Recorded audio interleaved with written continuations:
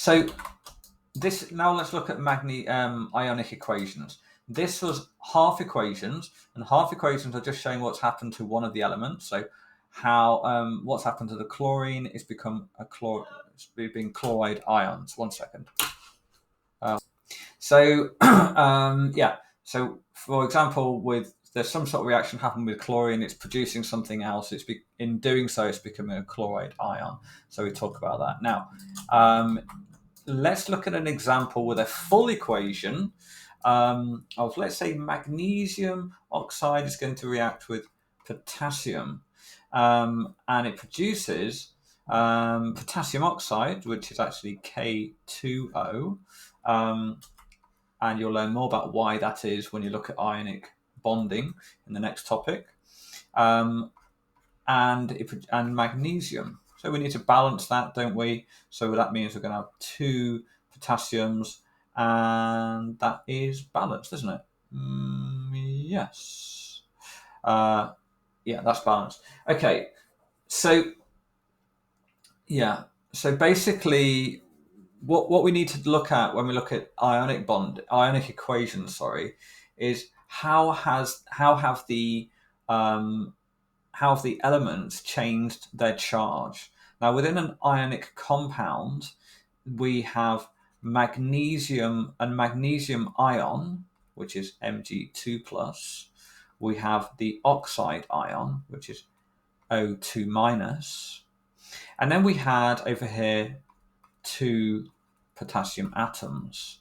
So basically what we do first of all is we write the ionic compound as separate ions. Okay.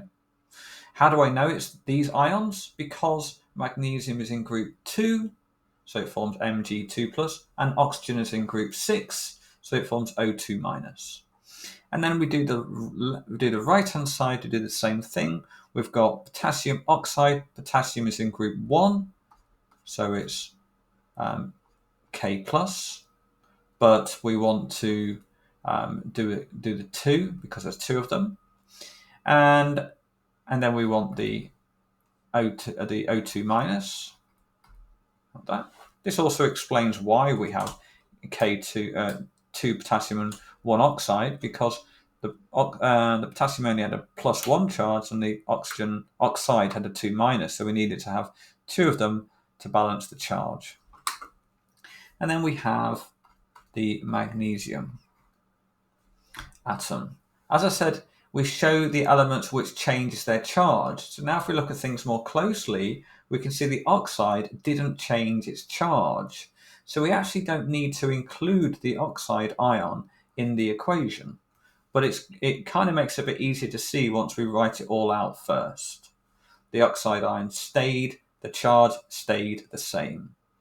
The magnesium ion did change, so we keep that, and the potassium ion changed, so we keep that.